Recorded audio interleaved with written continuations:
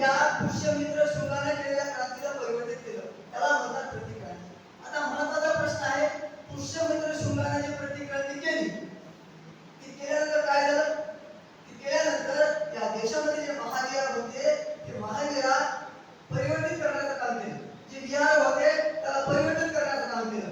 गर्भगृहामध्ये बुद्धाच्या मोठमोठ्या मूर्त्या होत्या, ते तोडता आल्या. ते तोडता येत नव्हत्या. खूप मोठ्या मंदिर, मोठमोठे मंदिर आहे. तुम्हाला पद्मनाभ नावाचं मंदिर माहित असेल, असं ज्याला म्हणतात की 7 असे दरवाजे आहेत आणि खूप आतमध्ये सोनं दडलेलं आहे. पण आतमध्ये सोनं दडलेलं नाही, पद्मनाभाच्या मंदिरामध्ये मोठमोठ्या बुद्धाच्या भव्य मूर्त्या आहेत. त्या व्यवस्थेला ते तोडता आल्या नाही. म्हणून त्यांनी काय केलं, इसवी सन पूर्व 185 मध्ये जेव्हा प्रतिक्रांती केली आणि प्रतिक्रांती केल्यानंतर सहज प्रतिक्रांती टिकून राहत नाही, म्हणून मनुस्मृती नावाचा ग्रंथ लिहिला. मनुस्मृतीमध्ये काय काय त्यांनी 4 वर्णामध्ये जे शूद्र होते त्या शूद्राला मंदिर प्रवेश नाकारला. आता शूद्र म्हणजे कोण? आपण नाही. आपण अतिशूद्रामध्ये येतो. बरेच लोकांना वाटतं आपण शूद्र आहोत. आपण शूद्र नाही, आपण आउटकास्ट लोक आहोत. आपण वर्णबाह्य लोक आहोत. आपल्या युगामध्ये मनुस्मृती काय लिहिलं आहे? शूद्राच्या विरोधामध्ये मनुस्मृतीमध्ये लिहिलं आहे शूद्रांना मंदिर प्रवेश बंदी. आता प्रश्न आहे, मंदिरात जर प्रवेश दिला तर काय होईल? मंदिरात प्रवेश दिल्यानं कर्मकांड वाढेल, माणूस धार्मिक बनेल आणि याचा फायदा कोणाला होईल? जे मंदिरामध्ये दान येतं त्याला फायदा कोणाला होतो? बरोबर आहे, ब्राह्मणाला फायदा होते. तरीही ब्राह्मणांनी मनुस्मृती नावाचा ग्रंथ लिहून याच्यावर बंदी का आणली? प्रश्न आहे ना. कोणीही समूह आपल्याला जे आर्थिक सोर्स मिळत आहे आणि या शूद्राला आपण जास्त गुलाम बनवू शकत आहोत आणि कर्मकांडामध्ये जर त्याला भुलू शकत आहोत तर मग आपण त्यांनी बंदी का आणली? प्रश्न आहे. कारण त्यांना माहित आहे जर आपण ही बंदी नाही आणली तर शूद्र कुठे जाईल? मंदिरात जाईल. मंदिरात अर्थातच यारामध्ये जाईल आणि यारामध्ये या देशाच्या तमाम यारामध्ये त्याला एक गोष्ट दिसेल, ती बुद्ध मूर्ती दिसेल. आणि जेव्हा बुद्धाची मूर्ती तो बघेल तेव्हा ते वाटेल, अरे इथं काय केले या लोकांनी? म्हणजे एक या शूद्रामध्ये विद्रोह निर्माण होईल आणि जर विद्रोह निर्माण झाला तर शत्रूला ते फार अवघड जाईल. म्हणून शत्रूची खबरदारी घेतली. हे आपल्याला सर्वप्रथम कळलं पाहिजे.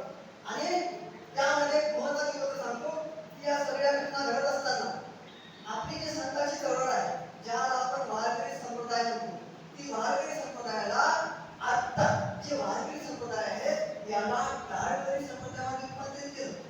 वारकरी म्हणजे जे मनुस्मृतीच्या कायद्यावर वार करत होते, आता काय केलं? टाळकरी केलं. आता काय करतात? ते टाळ वाजवतात. वारकरी संप्रदाय हा टाळ वाजवणार नव्हता, तर वार करणार होता. वार कशावर करत होता? वार मनुस्मृतीवर करत होता. मनुस्मृती काय होती? बीपीसी होती, ब्राह्मणिकल पिनल कोड.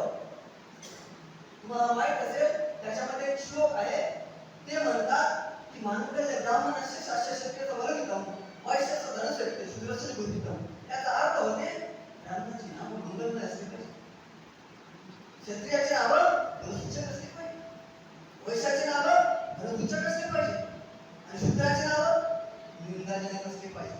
आणि आपले नाव काहीच नाही. मग पहिले सांगितलं आपण आउटकास्ट आहोत, आपण वर्णबाह्य आहोत, आपण जातीमध्येच नाही.